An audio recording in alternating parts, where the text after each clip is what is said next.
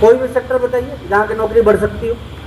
लेकिन आबादी ये घटने वाली है ना बढ़ने वाली है। तो जब आबादी बढ़ते जाएगी तो जीवन यापन के लिए जमीनें बढ़ती जाएंगी, क्या होगा? छोटा होते जाएगा, और भी कम होती जाएगी। तो जीविका का साधन और संसाधन क्या हो सकता है कि व्यक्ति के सामने? नहीं समझ में आ रहा है ना? और इसीलिए आपको डायरेक्ट सेलिंग को समझना है, क्योंकि डायरेक्ट सेलिंग बार बार एक बात कही जाती थी आप सभी लोगों को कि ये आज भले ही एक इंसान की जरूरत बन के उसके सामने खड़ी है, लेकिन आने वाले टाइम में ये लोगों की मजबूरी बन के उसके सामने खड़ी है। करना ही पड़ेगा, दूसरा कोई विकल्प नहीं रहेगा लोगों के पास में। तो जब विकल्प नहीं है तो इसकी शुरुआत हमें कैसे करनी है? औने बोने तरीके से करनी है, बहुत ही सिस्टमेटिक तरीके से करनी है। देखिए, सिस्टमेटिक तरीके से करने से क्या फायदा होता है? एक व्यक्ति जब सीख के किसी काम को करता है तो वो किस अंजाम तक जा सकता है। छोटे छोटे एग्जाम्पल के माध्यम से मैं आपको समझाना चाहता हूँ। एक पान वाला पान की दुकान तो खोल ले, लेकिन पान लगाना उसे ना आए, वो कितना कमा लेगा? फिर चुप हो गए आप। कुछ नहीं कमाएगा। एक चाय वाला चाय की दुकान तो खोल ले और अच्छे जगह पे खोले, लेकिन उसे चाय बनाना ना आए, वो कितना कमा लेगा? कुछ नहीं कमा पाएगा। कोई कंफ्यूजन तो नहीं है ना आप लोगों के अंदर? No. एक बाल काटने वाला बाल की काटने की दुकान तो खोल लेवे, लेकिन बाल काटना उसे ठीक से आए ही नहीं, वो कितना पैसा कमा लेगा? कुछ भी नहीं कमा पाएगा ना। एक टीचर जो ट्यूशन पढ़ाना शुरू कर दे या अपनी स्कूल स्टार्ट कर देवे, लेकिन उसे बच्चों को पढ़ाना ना आए, वो कितना पैसा कमा लेगा? कुछ भी नहीं। लेकिन दूसरी तरफ एक पान वाला पान की दुकान भी खोले और बहुत बेहतरीन पान बनाना सीख जावे, कितना कमाएगा वो? बहुत सारा कमा सकता। लाखों में कमाएगा या नहीं कमाएगा? एक नाई बाल काटने वाला दुकान भी खोले और बेहतरीन ढंग से बाल काटना शुरू कर देवे, वो लाखों में कमा सकता है नहीं कमा सकता? एक चाय वाला चाय की दुकान खोल लेवे और बेहतरीन चाय बनाना वो शुरू कर देवे, आप बताइए वो लाखों में कमा सकता है नहीं कमा सकता? और उसी तरह एक टीचर ट्यूशन भी पढ़ाना शुरू करे और साथ ही साथ कोचिंग के साथ साथ स्कूल भी खोल लेवे और बेहतरीन तरीके से बच्चों को पढ़ाए, वो लाखों में जा सकता है नहीं जा सकता? एक नेटवर्कर की भी यही कहानी है। यदि एक नेटवर्कर किसी गांव के सुदूर एक कोने से भी शुरुआत मात्र करे, लेकिन कायदे से करना सीख लेवे ना, वो लाखों और करोड़ों में जा सकते हैं नहीं जा सकते? देखिए, ताली बजानी है ना तो ताली बजाइए, चुटकी मत बजाइए।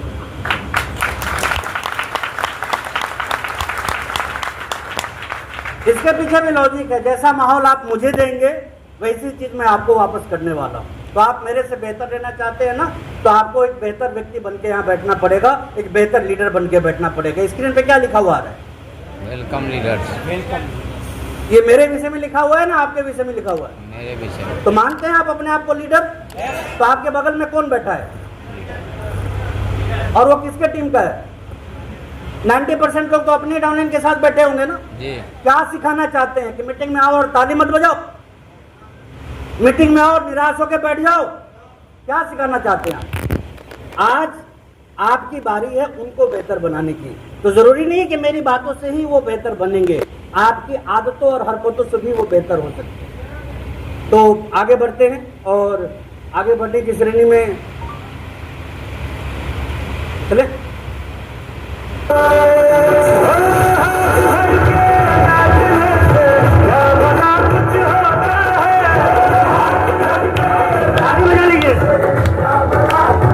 आपकी चाहत है, आपका सपना है, आपके जज्बात हैं, तो इसके लिए काम किसको करना पड़ेगा? खुद को।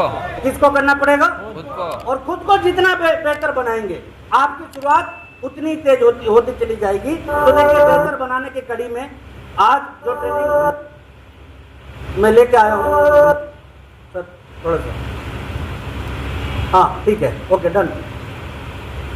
DTW क्या होता है? इसका मतलब डिस्ट्रीब्यूटर ट्रेनिंग, और इसकी जरूरत किसे नहीं है? सभी को।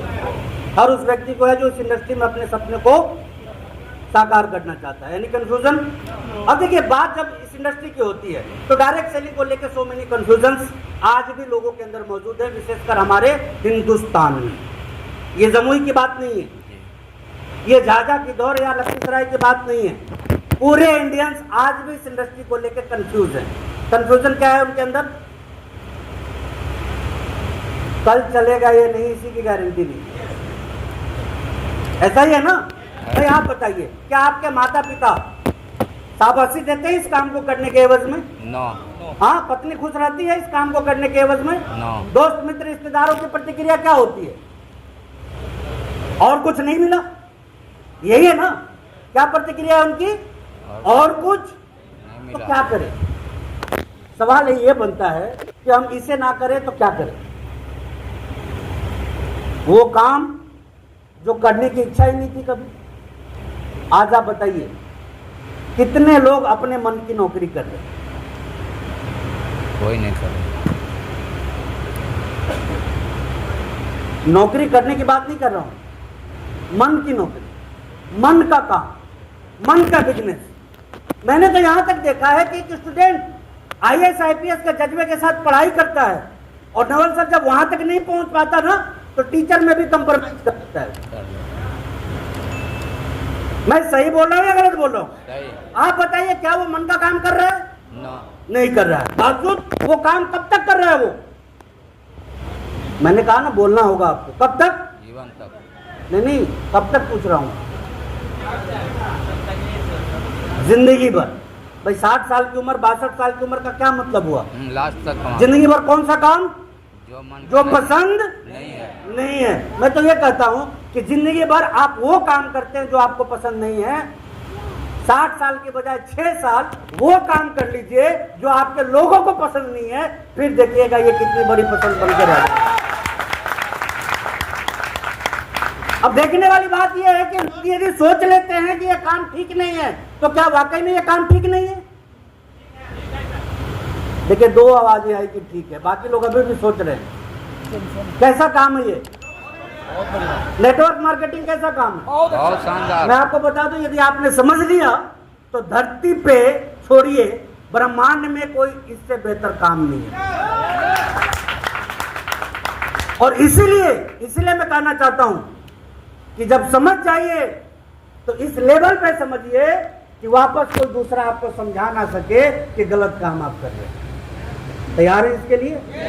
तैयार हैं? तो आइए थोड़ा जानते हैं इस इंडस्ट्री के विषय में, जिसे कि क्या बोला गया है, 21वीं सदी का व्यवसाय। क्या बोला गया है? 21वीं सदी का व्यवसाय। और क्यों? क्योंकि बात वही है कि ये नहीं करेंगे तो क्या करेंगे? आप जब इसके गहराई में जाएंगे आपको पता चलेगा कि इसके अलावा आम व्यक्ति के पास में कोई दूसरा ऑप्शन बचने वाला नहीं है। तो 21वीं सदी के व्यवसाय में जब चर्चा करते हैं इस इंडस्ट्री की, तो डायरेक्ट सेलिंग का मतलब क्या हुआ? बोलिए। और ये सब एक ही है, इसमें कोई अंतर नहीं है। मोटा मोटी आप समझिए कि सब एक ही है, इसमें कोई अंतर नहीं है। थोड़ा सा वो, अब देखिए थोड़ा हिस्ट्री जान लेते हैं इसके। चलिए, अभी चल रहा है, शुरुआत कब हुई? 1959। कब हुई? 1959। कहाँ हुई? कहाँ हुई? अच्छी बात है कि आप लोग जानने लग गए। कब हुई और कहाँ हुई? 1959। और तब से अब तक ये घट रही है ना बढ़ रही है? बढ़ रही है। आप जान के हैरान होंगे कि लाखों करोड़ का टर्नओवर पूरे दुनिया में इस इकलौते इंडस्ट्री का होता है। और इस इंडस्ट्री से जुड़े हुए लोग समय से पहले रिटायर भी हो जाते हैं, बिना काम के खूब पैसा भी कमाते हैं और एक आजाद जीवन भी वो जी रहे होते हैं। कोई कंफ्यूजन है आपके अंदर? अब देखिए, समझने की बात क्या है कि कुछ लोगों ने कब समझ लिया 1959 और कुछ के समझ में अब भी नहीं आ रही है बात। कब? 2000। तो आप बताइए, समझदार जिंदगी में आगे बढ़े तो इसमें कोई बेकार काम है क्या? नो। हाँ, फिर तो आप ये नहीं कहेंगे ना कि वो पहले आ गया ये बाद में आ गया। मैं मेरी बात आपको बताना चाहता हूँ कि मेरे घर में कोई भी व्यक्ति इस बात को स्वीकार करने के लिए तैयार नहीं था कि मैं सब कुछ छोड़ के क्या करूँ, RCM। बावजूद मैंने क्या किया आपको मालूम है कैसे किया? सबको छोड़ एक एक लाइन पे ध्यान दीजिए। मैंने क्या कहा? घर वाले कतई नहीं चाहते थे कि सब कुछ छोड़ के मैं क्या करूं, और मैंने क्या किया? सबको छोड़ के सबको छोड़ के, दोस्त मित्र रिश्तेदार नातेदार, ड्रीम जो पहले के थे, गोल जो पहले के थे, इन सबको छोड़ा और क्या करना शुरू किया? क्यों? क्या ये मेरी किस्मत थी? नहीं, ये मेरा चुनाव था। मैंने इस इंडस्ट्री के प्लान को समझा, इसकी गहराई को समझा कि एक ऐसा काम है जिसमें आज तो मैं अकेला हूं, लेकिन धीरे धीरे जब कारवां बड़ा होता जाएगा तो इस इंडस्ट्री के जो खूबसूरत पहलू हैं वो मेरी जिंदगी में भी मेरे साथ लागू होने शुरू हो जाएंगे। और नतीजा क्या रहा, जब तो मैं ये बात बोल रहा हूँ इतनी मजबूती से कि पहले इनकम कितनी थी? 526 रुपए की, और फैमिलियर इनकम की बात करूँ तो वो कितनी पहुंच जाती है अब? 30 लाख रुपए। और ये तो क्या है, शुरुआत है, ये ट्रेलर है। अगले 10-15 साल बाद जब आप इसके पिक्चर को देखिएगा तो इसी स्टेज पे आके मैं ये कहता हुआ मिलूंगा कि 1 महीने की इनकम 30 करोड़ रुपए। और ये कैसे हुआ आज समझेंगे आप इस चीज को, और यही समझना हम सबके लिए सबसे ज्यादा जरूरी है। आरसीएम की शुरुआत कब हुई? 2000 में।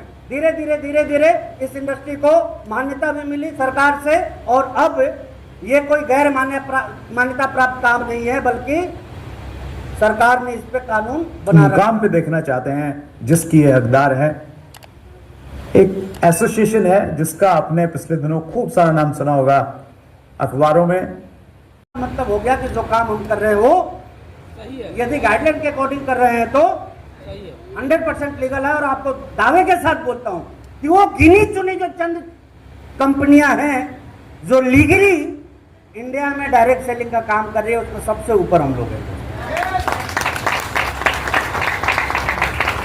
यानी कि नेटवर्क मार्केटिंग में भी जो कैरियर हमने चुना कि हमें क्या करना है, आरसीएम करना है, ये सबसे स्ट्रॉन्ग डिसीजन हमारा हो सकता है आने वाले फ्यूचर के अंदर।